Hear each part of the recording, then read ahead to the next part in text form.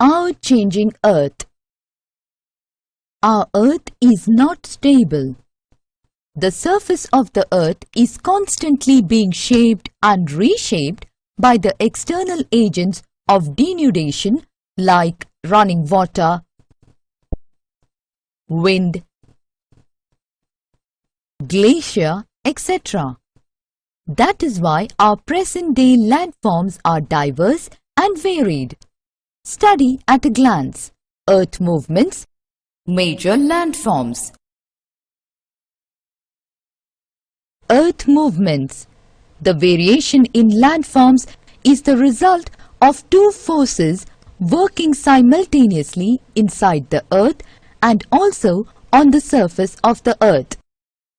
The forces which originate inside the Earth and bring changes on the surface of the Earth are known as endogenic forces or internal forces.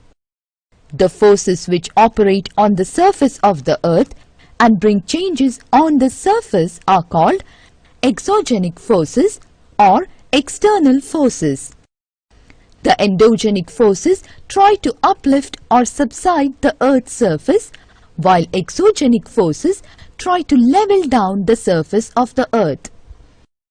The powerful endogenic forces operating from within the crust are also known as tectonic movements or earth movements. These earth movements are classified into two categories: sudden movements, slow movements. Sudden movements. These movements are those which bring abrupt changes on the Earth's surface. Earthquakes and volcanic eruptions are the examples of these movements. The changes are so sudden that a part of land may be fractured, river may change its course, and a new land feature may be formed due to lava eruption. Example: earthquakes. Slow movements. Some changes in the Earth's crust are so slow that it takes hundreds of years to become noticeable. They are called slow movements.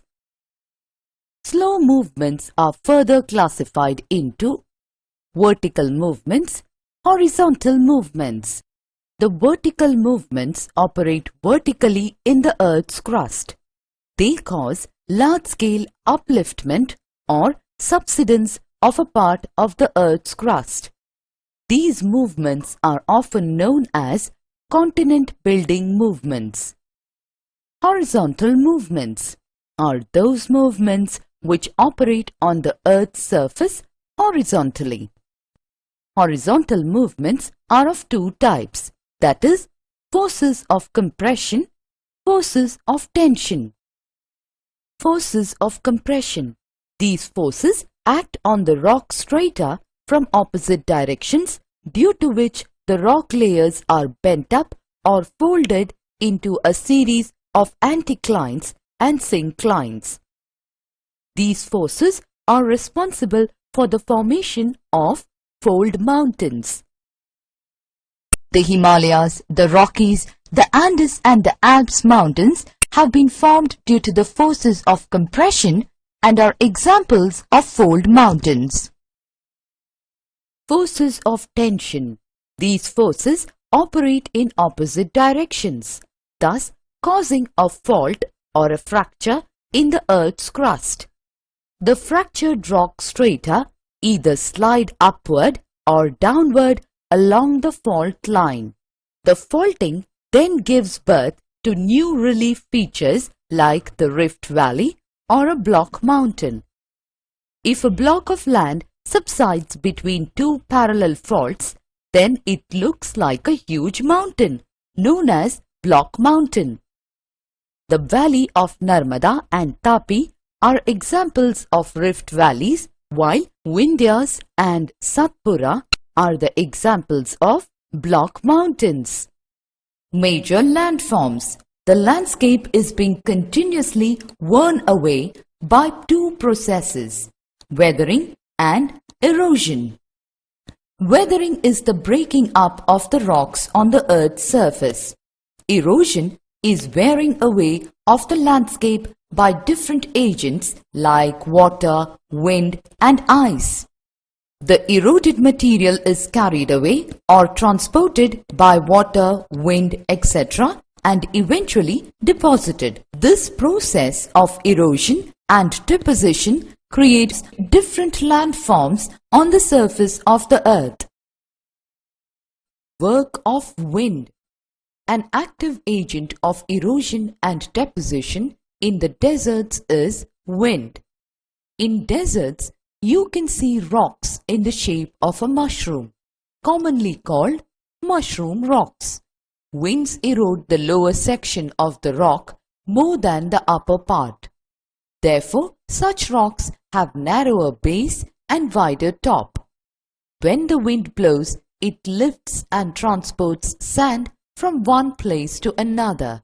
When it stops blowing, the sand falls and gets deposited in low hill-like structures. These are called sand dunes. When the grains of sand are very fine and light, the wind can carry it over very long distances. When such sand is deposited in large areas, it is called less.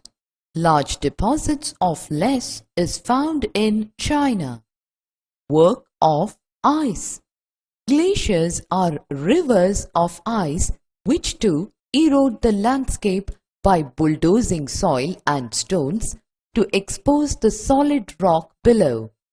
Glaciers carve out deep hollows.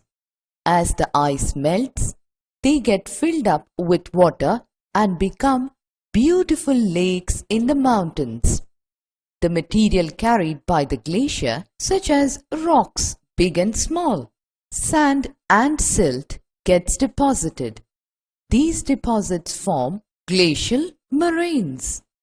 Work of a river. The running water in the river erodes the landscape. When the river tumbles at steep angle over very hard rocks or down a steep valley side, it forms a waterfall. As the river enters the plain, it twists and turns, forming large bends known as meanders.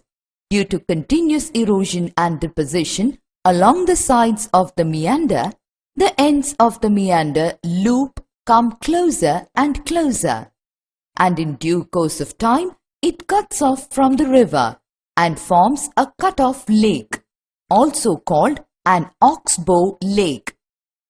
At times, the river overflows its banks, which leads to the flooding of the neighboring areas.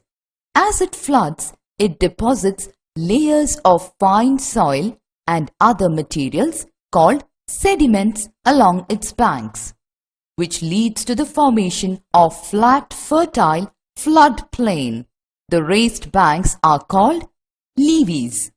As the river approaches the sea, the speed of the running water decreases and it breaks up into a number of streams called distributaries.